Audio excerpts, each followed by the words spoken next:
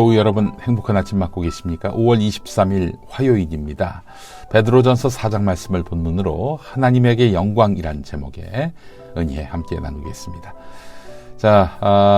오늘 먼저 오늘의 한마디부터 시작하겠습니다. 진정한 사랑은 말로 설명하기 어려우며 그것을 느낄 때 우리는 단지 두려워하지 않을 뿐 아니라 우리 자신을 발견하게 된다. 네, 사랑은 모든 상처를 치유하고 모든 장애물을 극복하는 힘이다. 사랑은 더 많은 사랑을 낳는다. 그것을 주면서 더욱 풍부해진다. 사랑은 두려움을 떠나게 만드는 가장 강력한 힘이다. 완전한 사랑은 모든 두려움을 무시한다. 네. 참 한마디 한마디 삶의 깊은 우물에서 건진 명언들입니다. 네. 베드로전서 4장 7절에서 11절 말씀 함께 읽도록 하겠습니다. 만물의 마지막이 가까이 왔습니다. 그러므로 정신을 차리고 삼가 조심하여 기도하십시오. 무엇보다도 먼저 서로 뜨겁게 사랑하십시오. 사랑은 허다한 죄를 덮어줍니다. 불평 없이 서로 따뜻하게 대접하십시오. 각 사람은 은사를 받은 대로 하나님의 여러 가지 은혜를 맡은 선한 관리인으로서 서로 봉사하십시오. 말을 하는 사람은 하나님의 말씀을 전파하는 사람답게 하고 봉사하는 사람은 하나님께서 주시는 힘으로 봉사하는 사람답게 하십시오. 그리하면 하나님이 모든 일에 예수 그리스도로 말미암아 영광을 받으실 것입니다. 영광과 권세가 영원 무궁토록 그에게 있습니다. 아멘. 네, 베드로전서는 고난받는 이들을 위로하기 위해서 하나님의 은총을 간구하며 성도에게 쓴 편지라고 했죠. 그렇다고 위로만 한 건 아닙니다. 고난을 이기는 방법으로 정신을 차리고 삼가 조심하여 기도하십시오. 무엇보다도 서로 뜨겁게 사랑하십시오.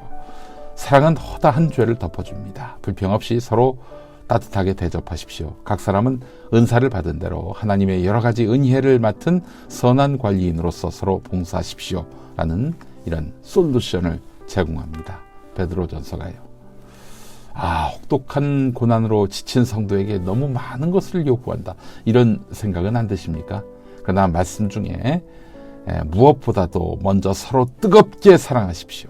사랑은 허다한 죄를 덮어줍니다. 라는 부분에 밑줄을 긋게 됩니다.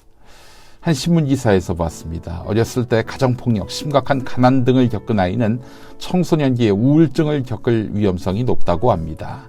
2015년 세라 젠슨이라는 학자가 6살 이전에 이런 충격을 받은 유아 494명을 추적해서 20년 지난 다음 이들의 뇌를 단층 촬영해 봤더니 아주 놀라운 결과가 나왔다는 거예요.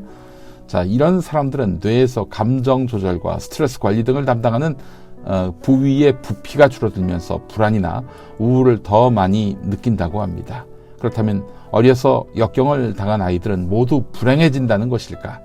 이 문제를 수십 년에 걸쳐서 연구한 심리학자 에미 워너와 루스 스미스는 그렇지 않다라고 말합니다.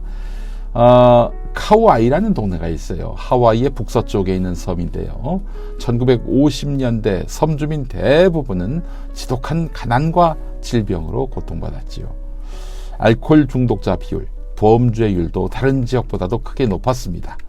워너와 스미스는 1955년 이곳에서 태어난 신생아 833명을 대상으로 30년 동안 이들이 어떤 삶을 살고 있는지 추적 연구를 진행했는데 여기에 698명이 참여했어요. 대다수가 참여한 거죠. 성장기의 어려움을 많이 겪고 자랐을수록 학교와 사회에 적응하지 못했고 약물 남용이나 정신적인 문제로 고통받거나 범죄에 연루된 경우가 많았다고 합니다.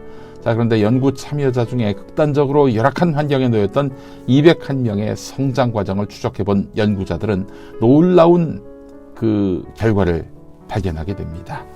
이 아이들은 모두 가정 불화가 심하고 부모 중에 한 사람 혹은 둘 다 알코올 중독이나 정신질환을 앓는 극빈 가정에서 태어났는데 그런데 3분의 1에 해당하는 72명은 학업 성적이 우수했고 무리를 일으킨 바도 없다고 합니다. 미국 대학 입학시험 SAT라고 하죠. 여기서 상위 10% 안에 드는 학생도 있었다고 합니다. 왜 3분의 1 아이들은 이 남달랐을까요?